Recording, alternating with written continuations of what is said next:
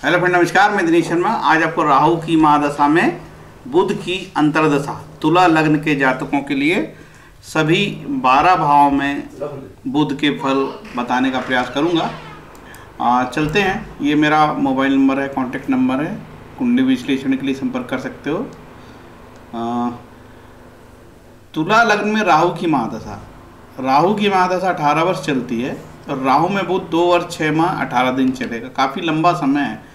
बुध के बारे में ये कहा जाता है कि बुध जिस ग्रह के साथ रहता है वैसे ही फल देने लगता है, सहचर से फल देता है। बुध को भी केंद्र का दोष लगता है। बुध चंद्र की तरह तेज होता है। बुध जो है चंद्र को शत्रु मानता है, लेकिन चंद्रमा किसी को शत्रु नहीं मानता। 2 इंपॉर्टेंट ग्रह सूर्य के साथ ही रहते हैं अधिकतर, एक शुक्र और बुध। और अधिकतर कुंडलियों में सूर्य के साथ ये जल जाते हैं, मतलब अस्त हो जाते हैं। तो अस्त ग्रह ना अपने फलों में थोड़ी कमी करते हैं। इसका ये मतलब बिल्कुल नहीं कि अस्त ग्रह की दशाएं हमेशा खराब फल देगी, थोड़े फलों में कमी करती है। ये सिद्धांत आपको याद रखना चाहिए कि अधिकतर बहुत सारे जो है जातक, उनके ये प्रश्न होते हैं कि मेरी कुंडली में सूर्य के कारण से बुध अस्त है और शुक्र अस्त है। अरे भाई, 90% कुंडलियों में ऐसा ही है। टेंशन लेने की ज़्यादा ज़रूरत नहीं और ज़्यादा गणितज्ञ और ज्योतिषज्ञ बनने की ज़्यादा ज़रूरत नहीं है। ठीक है, ये सामान्य चीज़ है, क्योंकि जो दोनों की स्पीड है, सूर्य शुक्र बुध की लगभग एक सी स्पीड है, साथ में ही चलते रहते हैं। 20 डिग्री आगे 20 डिग्री पीछे ऐसे ही चलता रहता है। ठीक है, तो वो एक घर आगे एक घर पीछे या साथ में ही रहेंगे। तो ये अस्त का चक्कर ज़्यादा ना पालो। अब बुध की दशा 2 वर्ष 6 माह 18 दिन होगी। फलित के तरीके कई होते हैं। उसमें एक भाव और भावेश की स्थिति, लघु पारसरी के सिद्धांत, षटबल, ग्रहों के नैसर्गिक कारकत्व और योग और कारक ग्रह का निर्णय, ये सब पूरा कुंडली विश्लेषण के बाद ही बताया जाता है। यहाँ मोटा मोटा सिर्फ लघु पारसरी के सिद्धांत और ग्रहों के नैसर्गिक कारकत्व, कारक ग्रह का निर्णय, इसके अनुसार कुछ फलित बताने का मैं प्रयास करूँगा। फलकथन में ग्रहों के स्वतंत्र कारकत्व का बड़ा महत्व है, जैसे कि बुध के क्या कारकत्व है, क्योंकि राहु में बुध चल रहा है। अब देखिए, राहु की महादशा चल रही है तो फलदीपिका जैसे ग्रंथ में लिखा है कि भाई राहु की महादशा चल रही है और बुध की अंतर्दशा चल रही है, तो महादशा का जो स्वामी होता है उसका प्रभाव मानव के जीवन में ज़्यादा होता है। तो किताब की जो भाषा लिखी है उसमें लिखा है कि राहु की छाया या महादशा नाथ की छाया। तो ये छाया नाम से आप डर जाते हो, इसलिए छाया शब्द का मैं इस्तेमाल नहीं करूँगा। मतलब अब राहु के प्रभाव में और बुध की अंतर्दशा है, तो ज़्यादा कौन प्रभाव देगा? अब राहु तो 18 वर्ष प्रभाव देगा नहीं। जो अंतर्दशा नाथ है, प्रत्यंतर दशा नाथ है, उनसे फलित होता है। ये बुध के कारकत्व है। इसको आप चाहे तो रोक के अच्छे से देख सकते हैं। ये बुध के कारकत्व हैं। यहाँ से सिद्धांत चालू होता है कि महाराज पराशर मुनि कहते हैं, बुध यदि लग्न से केंद्र त्रिकोण में है, उच्च स्वराशि, उच्च का हो, स्वराशि का हो या 5वें भाव में होगा तो शुभ फल। यदि दशापति से, दशापति कौन होगा? राहु से यदि बुध 11वें, 3रे, 9वें, 10वें में होगा तो शुभ फल। बुध यदि 6, 8, 12 भाव में होगा या दशापति से 6, 8, 12 में होगा, ठीक है, 6ठा 8वें भाव को हमेशा बुरा भाव माना जाता है। या बुध शनि से युक्त या दृष्ट हो तो अशुभ होकर भाग्यहानि करता है। बुध मारक भी नहीं होना चाहिए, दूसरे 7वें भाव का स्वामी होता तो भी अशुभ फल देगा बुध। ये सामान्य सिद्धांत है, सब कुंडलियों पे लागू होते हैं। देखिए, षडाष्टक अच्छे फल नहीं देता। जैसे राहु से बुध की स्थिति 6, 8 की हो, 2, 12 की हो, तो ये कोई अच्छी स्थिति नहीं है। और यदि राहु से बुध नवम पंचम हो, 1, 7 हो, 3, 11 हो, तो ये शुभ योग माना जाता है। देखिए, राहु केतु हमेशा खराब नहीं होते। पंचम, नवम, केंद्र में त्रिकोणेश के साथ ये शुभ हो जाते हैं और अच्छे फल भी देते हैं। लेकिन जब व्यवहार में देखा जाता है तो राहु कई बार मूल त्रिकोण में भी रहते हैं, त्रिकोणपति के साथ भी रहते हैं, लेकिन उनके जब जातक बताता है ना कि उनके साथ अच्छा फलित नहीं होता है। इसीलिए पाप ग्रह लोग थोड़े से भयभीत होते हैं, डरते हैं। अब यहाँ से वीडियो अपना मुख्य चालू हो गया भैया कि सही मायने में क्या फल होगा। राहु की महादशा में बुध की अंतर्दशा, तुला लग्न की कुंडली है। सिर्फ ये वीडियो तुला लग्न के लिए स्पेशल बना हुआ है। देखिए, तुला लग्न में शुक्र तो बहुत शुभ हो गया और शुक्र 2 स्थान का मालिक हुआ। एक तो लग्नेश हुआ और दूसरा अष्टमेश हुआ। तो भैया अष्टमेश होने से ये बुरा तो हो गया, नेगेटिव हो गया, लेकिन कहा जाता है कि लग्नेश को कोई दोष नहीं लगता, तो इसलिए कुंडली में शुक्र शुभ हो गया। अब मंगल को देखते हैं। मंगल इस कुंडली में क्या है? मंगल धनेश होके मारक है, दूसरा ये भी मारक है, डबल मारक है मंगल। तो मंगल भले ही इस कुंडली में उच्च का भी हो, ठीक है, भले ही मंगल उच्च का हो यहाँ पे, लेकिन उसका मूल स्वभाव क्या है? मूल स्वभाव दोनों स्थान का मारक प्रभाव रखता है, ठीक है। अब कोई भी ग्रह यदि मंगल उच्च का होगा तो निश्चित रूप से भाई अच्छे फल तो देगा। तो इस कुंडली में मैं कह सकता हूं कि मंगल बिल्कुल भी शुभ नहीं होता है तुला लग्न की कुंडली में। अब गुरु को देखते हैं। गुरु तृतीयेश है और षष्ठेश है। गुरु बहुत खराब है इस कुंडली में, तृतीयेश और त्रिशदाय, दो त्रिशदाय का मालिक हो के बहुत खराब, ठीक। इसके बाद शनि को देखते हैं। तो शनि चतुर्थेश और पंचमेश हो के अति शुभ। तो तुला लग्न की कुंडली में शनि अति शुभ है, बहुत अच्छे फल देते हैं, ठीक, योगकारी कह सकते हैं। अब चलते हैं बुध को। तो बुध नवमेश होके अति शुभ और द्वादशेश होके अशुभ। तो हम कैसे मानेंगे इसको यहाँ पे? तो यहाँ पे जो बुध है ये नवमेश होके अति शुभ, और फल दीपिका में सिद्धांत भी है कि भाई कोई ग्रह दो राशियों का मालिक होगा तो कैसे फल देगा। तो सबसे पहले कौन सी राशि पड़ी? मूल त्रिकोण की राशि। इनकी मूल त्रिकोण की तो ही, मूल त्रिकोण की तो ये राशि है। तो सबसे पहले बुध की राशि, ये वाली राशि पड़ी, तो इसके फल ज़्यादा आएंगे और ये 12वें भाव के फल कम आएंगे, ये मान के चलो। लेकिन भाई सत्य यही है कि दोनों भाव के फल आते हैं, तो मिश्रित फल हम इसको कह सकते हैं। तो बुध भी यहाँ नवमेश होके नवम त्रिकोण होके अति शुभ है।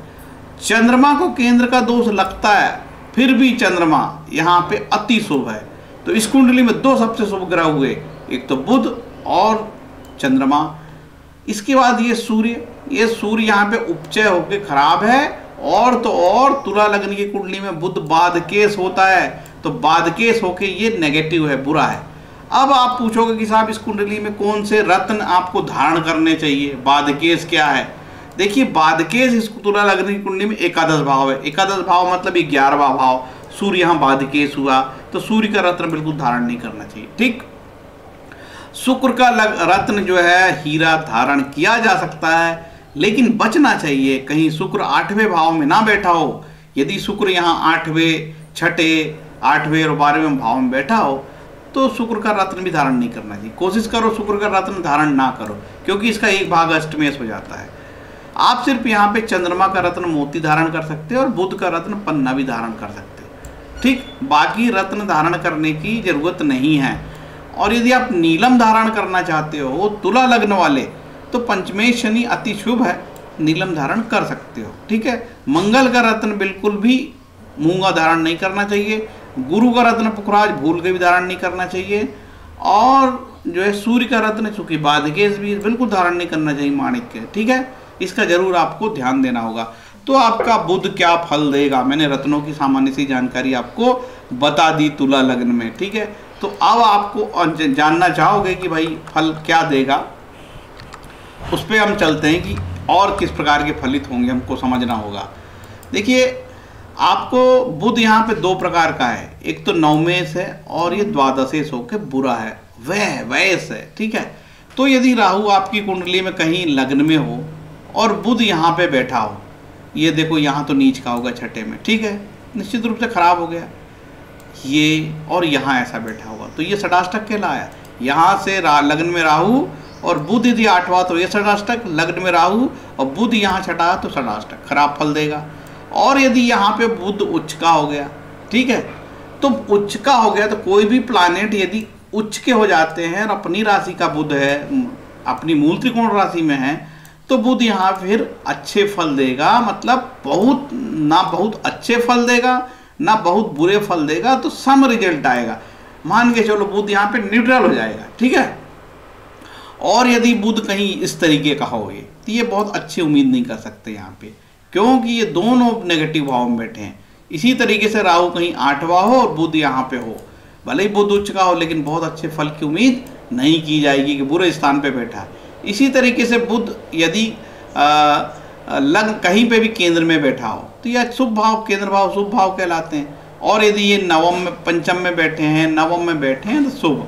और यदि बुध यहाँ पे बैठे हैं 11वां भाव, देखो 11वां भाव बहुत नेगेटिव भाव नहीं होता है, 11वें भाव में बैठे कर अच्छे फल देते हैं, लेकिन ये उपचय में बैठा हुआ बुध, इससे हम अच्छे की उम्मीद हम नहीं ज़्यादा कर सकते, ठीक है। और यदि यहाँ बैठ जाए तो बुध में मारक भाव में बैठा है, ये समभाव मान के चलो, ना बहुत अच्छा ना बहुत खराब, ठीक है, एवरेज ठीक ठाक है। तो इस तरीके से बुध के बारे में समझना। आप बुध समझने के पहले ये देखो कहीं बुध और राहु कहीं एक साथ तो नहीं बैठे हैं आपके, बहुत अच्छा नहीं देंगे। हो सकता है 8वें भाव में बुध और राहु एक साथ बैठे हो, बहुत खराब फल देंगे। हो सकता है 12वें भाव में बुध और राहु एक साथ बैठे, अच्छे फल नहीं देंगे। देखिए बुध के साथ कौन कौन से ग्रह बैठे हैं, इनका भी हमको आकलन करना पड़ेगा। हो सकता है बुध 10वें भाव में हो और यहाँ पे बुध के साथ जो है शुक्र बैठा, ठीक है।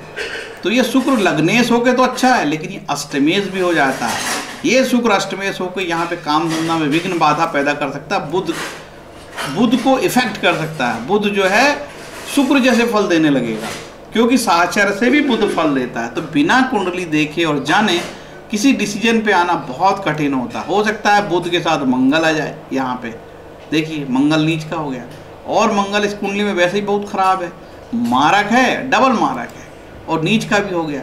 तो ये बुध जो है ना सारा का सारा मंगल के फल ले लेगा और बहुत ही तकलीफ देगा ये, ठीक है। नीच का मंगल के साथ पीड़ित हो गया और बहुत तकलीफ देगा। इस तरीके से हम समझ सकते हैं। हो सकता है कि शनि यहाँ महाराज उच्च के हो जाएं और शनि के साथ बुध हो जाए। तो ऋषि पाराशर महाराज तो कहते हैं कि शनि के साथ बुध हो जाएगा तो भी अच्छे फल नहीं देगा, दृष्टि पड़ेगी तो भी अच्छे फल नहीं देगा। भाई यहाँ पे बुध अच्छे फल देंगे, क्यों देंगे बताओ, क्यों देंगे? कारण से ये बुध नवमेश है और शनि केंद्रेश और त्रिकोणेश होके उच्च के होके यहाँ बैठ गए हैं। तो भैया शनि और बुध का केंद्र और त्रिकोण का भी योग हो गया, तो शनि यहाँ पे बहुत अच्छे फल, शनि के साथ बुध यहाँ अच्छे फल देने की पूरी ताकत रखते हैं, ठीक है। इस तरीके से हम समझेंगे, बिना कुंडली लगाए हम केवल एक अनुमान ही आपको बता सकते हैं, इससे ज़्यादा बताने की क्षमता मेरी नहीं है, ठीक है। ये अब बुध देगा क्या फल? बुध देगा पंचम स्थान, नवम स्थान के फल और 12वें स्थान के फल, ठीक है। तो नवम स्थान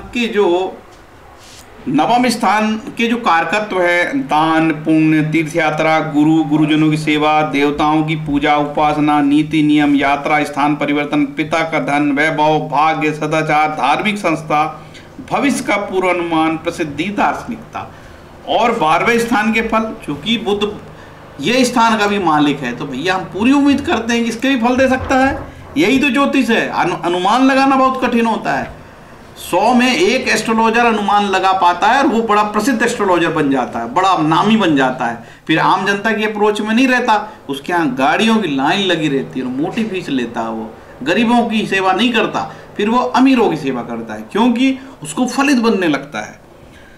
12वां भाव, असमय नींद टूटना, मन का दुख, संताप, बंधन या कारावास, पिता की संपत्ति, बाईं आंख, विवाह से अलग यौन संबंध, शयन सुख, मानसिक असंतुलन, धन का नाश, विदेश यात्रा, सभी प्रकार के खर्चे, दान पुण्य, जीवन साथी, गुरु का आश्रम, वैशन पैर, पैतृक जन्मभूमि का छूटना, अस्पताल, जेल, मोक्ष, जातक की मृत्यु, पतन, विदेश, बहुत सारे मामले का एक कारकत्व है, ठीक।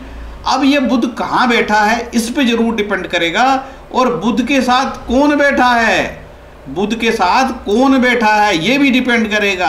अब बुध के साथ यहाँ पे बैठ जाए कौन, बुध तो नीच का, गुरु बैठ जाए तो गुरु के तत्व ग्रहण कर लेगा बुध, ठीक है। तो ये तृतीयेश के फल देने लगेगा, लंबी यात्रा पे ले जाए, आपको कोर्ट कचहरी और ऋणग्रस्तता की ओर लेके जाए, ठीक है। तो बहुत सारी चीज हो सकती है। अब यह पिता का भी कारक है नवमेश, पिता की बीमारी से आप परेशान हो, पिता के लिए हॉस्पिटल के चक्कर काटो, ऐसे अनेक प्रकार के फलित आप तार्किक आधार पर एस्ट्रोलॉजर अपने ज्ञान से बताता है। कोई किताबों में रेडीमेड नहीं मिला, और रेडीमेड यदि हम किताब में जो लिखा वो पढ़ के बोलेंगे तो वो फलित बैठता भी नहीं है बिल्कुल, क्योंकि हजारों साल बाद ज्योतिष में बड़ा चेंजेस आए हैं, लोगों के जॉब चेंज हुए हैं, लोगों की कार्यशैली चेंज हुई है, खान पान, लोगों के जीने के ढंग, व्यवसाय चेंज हुए हैं। अब तुला लगन के बारे में तो जो शास्त्रों में लिखा, मैं वही रट्टा लगा के बोल दूं तो मेरा फलित फेल हो जाएगा। भाई ये तुला लगन के जातक केवल कम से कम 12 से 13 करोड़ होंगे, तो एक सा रट्टा मैं सब पे लगा दूं कि तुला लगन का आदमी ऐसा होगा, तो ये फलित बिल्कुल ही गलत हो जाएगा आज की डेट की काल परिस्थिति में, ठीक है। तो अब हम आगे चलते हैं। ये तो हमने मोटा मोटा अपनी बुद्धि से बता दिए भैया। राहु में बुध आपको कोई फल दे, विष्णु सहस्त्र नाम के बारे में भगवान ने बोला, भगवान पाराशर ने बोले हैं, उनका ध्यान रखो। विष्णु सहस्त्र नाम का पाठ करो और ये बुध के बीज मंत्र है, आप इसको स्क्रीनशॉट लेके जो लगे इसका पाठ करो। ये बुध का वैदिक मंत्र है, थोड़ा लंबा है, लेकिन यदि आपको बहुत कष्ट हो रहे हैं तो एक बार भी वैदिक मंत्र एक माला में करोगे, एक माला में 108 गुरियां होती, एक मंत्र भी कर लो। ये वैदिक मंत्र पढ़ने में कम से कम 18 मिनट लगेगा, 19 मिनट लगेगा या 20 मिनट लगेगा। प्रॉपर प्रोनाउंसिएशन होना चाहिए, धीरे बोलो, ढंग से बोलो, बिल्कुल जल्दबाजी की जरूरत नहीं है। पूजाओं में संख्या बढ़ाने का सोचना कभी नहीं चाहिए कि हम 9000 कर लें, 10,000 कर लें। एक बार मंत्र पढ़ो, अपनी जुबान से पढ़ो, प्रॉपर प्रोनाउंसिएशन में पढ़ो, मन लगा के करो, श्रद्धा से करो तो लाभ होगा। बिना श्रद्धा के कुछ नहीं होगा यार, श्रद्धा बड़ी बहुत इंपॉर्टेंट है। ये बुध का एक और मंत्र है, वैदिक मंत्र है, बुध का नमस्कार मंत्र है और बुध का ये बुध गायत्री मंत्र है। बुध का कवच होता है, बुध मंगल स्त्रोत, बुध अष्टोत्तर शतनामावली, बुध के 108 नाम, बुध पंचविंशति नाम स्त्रोतम, बुध स्त्रोत पाठ, आपको जो उचित लगे करो। देखिए बुध कवच है, यदि आपको इसमें से अच्छा दिखता है तो मोबाइल से स्क्रीनशॉट लेके बुध कवच का भी पाठ आप कर सकते हो। छोटा है, सरल है, हिंदी में अनुवाद भी है। ये बुध पंचविंशति नाम स्त्रोत, भगवान बुध के 25 नाम, इससे भी लाभ होता है। छोटा है, सरल है और पठनीय है। ये राहु कवचम है, ठीक है। जनरली मैं राहु कवचम और राहु स्तोत्रम ये दे दिया हूँ, आपको लगे तो इसका यूज कर सकते हो। राहु के लिए जनरली मैं दुर्गा सप्तशती का पाठ बताता हूँ। देखो राहु की दशा चल रही है, 18 वर्ष चलेगी भैया, दुर्गा सप्तशती को साधो। साधो मतलब पगलाओ मत, ऐसे थोड़ी कि रोज ही पढ़ोगे यार, इतनी लंबी चौड़ी दुर्गा सप्तशती। कभी अर्घलाक कीलक कवच स्टार्ट करो, एक पाठ पढ़ो, फिर 2 पाठ पढ़ो, 15 दिन में एक बार खत्म करो यार, कोई मनाही नहीं है, ठीक है, लेकिन पढ़ो स्वयं से। ये बुध के दान है, मैं रिपीट नहीं करूंगा, देख के स्क्रीन करके रोक लेना। ये भी बुध के दान है, ठीक है, बुध दोष निवृत्ति के लिए दान है, रोक के देख के अच्छे से आप कर सकते हो। ये बुध जब गोचर में, बुध यदि गोचर में अनिष्ट हो जाए, जैसे कि आपकी कुंडली में लग्न से 6, 8वें, 12वें बुध चले जाए, चंद्रमा से 6, 8वें, 12वें चले जाए, या गोचर में नीच का हो जाए, तो इस प्रकार स्नान करते समय चावल डाल दो, थोड़ा सा फल चंदन डाल दो, शहद सीप डाल दो, स्नान करो, बुध के दोष नष्ट हो जाते हैं भाई। सब उपाय है। तो बुध के लिए खिरनी की जड़ भी बोले, सॉरी विधार की जड़, ठीक है। आप राइट हैंड साइड में हरे कपड़े में विधार की जड़ पहन सकते हो और ये आपका पन्ना का काम करेगा, ठीक है। ये देखिए देवी जड़ी बूटी वाला विधारा, ये बेल के रूप में होता है, ऐसा बेल होता है विधारा का, ठीक है। इसकी जड़ को भी आप ग्रहण कर सकते हो मंत्र पढ़ के बुधवार के दिन, ठीक है। तो ये पन्ना का काम हो गया। बुध के लिए स्वर्ण दान, अब स्वर्ण दान तो मैं मना ही करूंगा भाई, किसी के पास इतना सोना नहीं है, जो संपन्न व्यक्ति करने दो। तो ये यहाँ से नवग्रह स्तोत्रम बहुत अच्छा विकल्प है। नवग्रह स्तोत्रम का पाठ करना चाहिए। राहु के लिए दुर्गा सप्तशती का पाठ करना चाहिए। देखिए नारद भक्ति सूत्र में लिखा है कि जो भी व्यक्ति शुद्ध भक्ति से ग्रह शांति अपनी ईश्वर भक्ति करेगा, वो किसी भी प्रकार की ईश्वर भक्ति, उसके समस्त ऋण से उऋण हो जाएगा, पृथ्वी माता नाचने लगेगी, ठीक है। तो ये अब इसके बाद बहुत सारे हमारे सनातन उपाय हैं जो निःशुल्क है, कम पैसे लगते हैं, पैसे लगते ही नहीं हैं, और हम वर्षों से हमारी पीढ़ी दर पीढ़ी कोई विष्णु सहस्त्र नाम, कोई शिव सहस्त्र नाम, कोई महामृत्युंजय मंत्र जप करता है। रामायण, गीता, हनुमान चालीसा, सुंदरकांड आदि आदि, ललिता सहस्त्र नाम, गजेंद्र कवच, नारायण कवच, सब शीघ्र शांति होती है यार।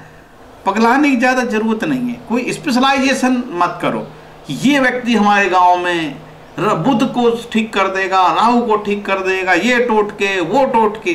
सात्विक बनिए, टोटके से बचिए, वैज्ञानिक बनिए, टोटके से बचिए, और जो पवित्र प्रार्थनाएं हैं उस पर गर्व करिए, उनको विश्वास से करिए। ये जो पवित्र प्रार्थनाएं हैं जो सात्विक है, निःशुल्क है, बिना पैसे की है, इससे ग्रह शांति होती है। पैसे से ग्रह शांति नहीं होती यार, पैसे से ग्रह शांति होती तो हम हमारा अमृत प्राप्त हो जाता, समझ गए, कोई न मरता। तो भैया ये वीडियो यहाँ मैं ख़त्म करता हूँ, और ये आखिरी में बोलना पड़ता है यार, ये यूट्यूबर के साथ बड़ी समस्या है। लाइक करो, कमेंट करो, शेयर करो, मैं बहुत कम बोलता हूँ, लगे तो करना, नहीं तो कोई बड़ी बात नहीं। अपना चैनल में वैसे ही 55,000 सब्सक्राइबर हो चुके हैं। अब ये नाटक नौटंकी से मैं बचता हूँ, सीधी सीधी काम की बात बताओ। लोगों को इतनी समझ है यार, किसका चैनल अच्छा है, किसको सब्सक्राइब करना चाहिए और नहीं करना चाहिए। अब बच्चे बच्चे को गांव-गांव में पता है। तो ये नाटक नौटंकी से मैं बहुत बचता हूँ, ठीक है। जिसको लगेगा कर लेगा, मुझे ही अच्छा लगता है यार जो चैनल, मैं खोज के उसको सब्सक्राइब करता हूँ, उसके एक एक वीडियो देखता हूँ और अच्छी से अच्छी चीज़ें उसको ग्रहण करने का प्रयास करता हूँ, ठीक है। तो ये आम बात है, यदि वीडियो अच्छा लगेगा तो लोग अपने आप सब्सक्राइब कर लेते हैं ना। फिर भी मैंने बोल दिया। हरे कृष्णा।